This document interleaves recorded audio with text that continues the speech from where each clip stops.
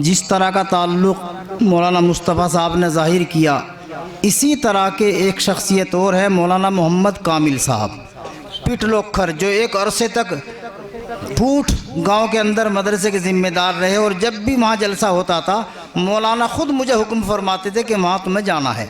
बारहा गया, 10-15 साल तक मैं भी गया हूँ। बड़ा ख़ास ताल्लुक़ था मौलाना कामिल साहब के साथ भी। तशरीफ़ फरमा है, मैं उनको दावत दे रहा हूँ, वो भी तशरीफ़ लाएँ और अपने ख़यालात का इज़हार फरमाएं 5 मिनट के लिए।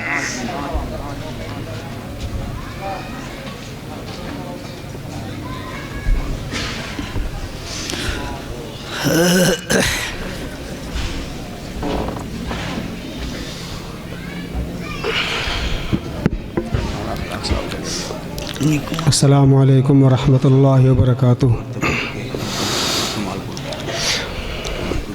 मुअज़्ज़ज़ सामीन हज़रात, स्टेज पर रौनक अफरोज़ तमाम उलमाए किराम,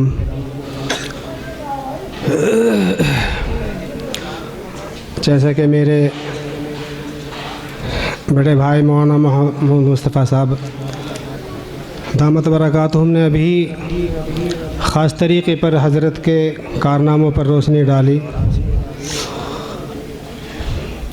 मौलाना मुस्तफ़ा साहब और मैं, हम दोनों एक ही साथ साथ तालिब इल्म रहे हैं हज़रत के, और मैंने भी आपसे खिवाई में ही रह कर के फैज़ हासिल किया।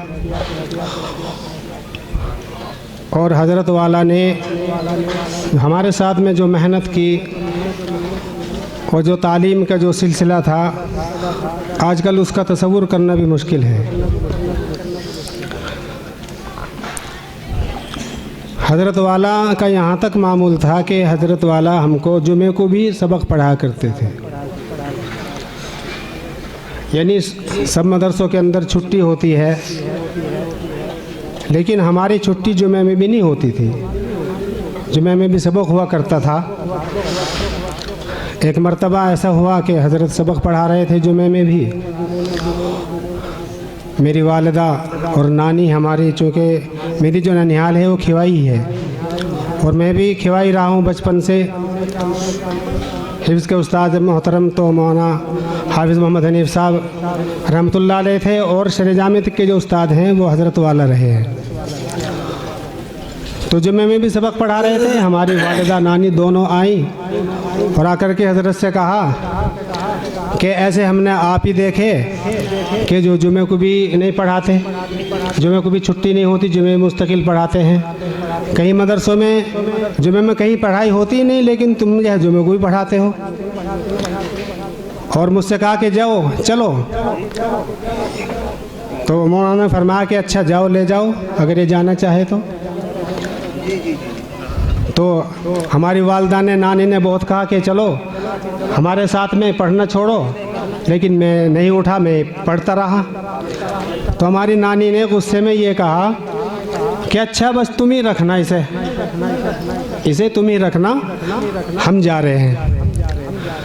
तो हज़रत वाला ने पढ़ाने के बाद भी मुझे अपने साथ रखा, कमालपुर में अपने साथ रखा, फिर यहाँ चंदपुर में अपने साथ रखा। और मुझे ये कहा करते थे कि तुझे तो मैंने रबड़ की तरह खींच करके मौलवी बनाया है। हज़रत का ये कमाल था कि हज़रत वाला ने 4 साल की किताबें 3 साल में मुझे पढ़ाई। यानी 4 साल में जो तालीम होती है वो हज़रत ने 3 साल में मुझे पढ़ा दी। तो यूँ कहा करते थे कि मैंने तुझे रबड़ की तरह खींच करके मौलवी बना दिया। तो हज़रत का ये फैज़ था कि हज़रत की ये मेहनत थी कि आज अल्लाह का शुक्र है कि बड़ी किताबें मैं पढ़ा रहा हूँ। पिछलोकर गांव से मेरा ताल्लुक़ है और वहीं मैं एक इदारा चलाता हूँ। अल्हम्दुलिल्लाह वहाँ बड़ी किताबों का दर्स हो रहा है, बड़ी किताबें मैं पढ़ाता हूँ। ये हज़रत का ही फैज़ है। तो हज़रत वाला जब पिछलोकर तशरीफ़ ले गए हमारे यहाँ घर पर पे, तो हमारी नानी भी मौजूद थी, वालिदा भी थी, और उस वक्त मैं कमालपुर रहा करता था हज़रत के पास ही। तो हज़रत ने फरमाया हमारी नानी से कि देखो हमने रख भी लिया अपने पास, कि हाँ जी आपने अपने पास रख लिया, आपने यहाँ तक पहुँचा दिया, हमारी गलती माफ़ कर दो, हमें पता नहीं था उस वक्त कि भाई तालीम क्या होती है। तो हज़रत का ये वालहाना ताल्लुक़ और मेहनत थी। रात दिन एक लगन होती थी, एक फ़िक्र होती थी पढ़ाने की। आप जो है हज़रत वाला सुबह में 3 बजे यानी शहरी से भी पहले 3 बजे हमको उठा देते थे और फजर की अज़ान से पहले, हम 11 साथी थे, मौलाना मुस्तफ़ा वगैरह हम सारे हजरात, आप फजर की अज़ान से पहले पहले सबका पारा सुन लेते थे। दौर कुरान करीम हमारा साथ में चलता था, यानी फ़ारसी के साथ साथ अरबी की जमातों के साथ साथ आप कुरान करीम का भी ख़ास ताल्लुक़ रखते थे। दौर जो है वो सुनते थे और पारा फजर की अज़ान से पहले सबका सुन लेते थे 11 साथियों का। उसके बाद में फजर की अज़ान के बाद में नमाज से पहले पहले कुरान करीम के तर्जमे का सबक हो जाया करता था और फजर की नमाज के बाद फ़ौरन शेर जामी का सबक होता था। तो इतने मदरसे के बच्चे आते थे गांव के पढ़ने वाले, इतने हमारा इतना सारा काम हो जाता था। कुरान करीम का एक पारा, कुरान करीम के तर्जमे का सबक और शेर जामी का सबक, ये सारे इतने काम मदरसे का जो वक्त होता था, जो टाइम होता था 8 बजे का 7 बजे का, उससे पहले पहले इतना काम हमारा हो जाता था, इतना सुन लेते थे। तो ये मेहनत थी, एक ताल्लुक़ था, एक लगन थी, एक तड़प थी बस इल्म की, एक धुन थी, एक फ़िक्र सवार थी। तो उसी फ़िक्र को लेकर के हज़रत यहाँ फिर तशरीफ़ लाए। मैं भी साथ में था। यहाँ झोंपड़ी डाल करके हम रहते थे जंगल में। बारिश होती, पानी भर जाता तो उसको डोल को और ऊँचा कर लेते थे और भी इसी तरह रहते थे। रोटियाँ थी उसमें रख देते, कुत्ता ले जाता तो हमने जो एक मटका यहाँ गाड़ रखा था उसमें रख देते थे। यहाँ कोई इंतज़ाम नहीं था। तो लेकिन ये एक मेहनत थी, लगन थी, एक तड़प थी। ये उसको लेकर के हज़रत यहाँ तशरीफ़ लाए और मेहनत की। आज अल्लाह का फ़ज़ल है कि ये पौधा जो है एक तनावर दरख्त हो गया है और इसका फैज़ सारे में जारी है।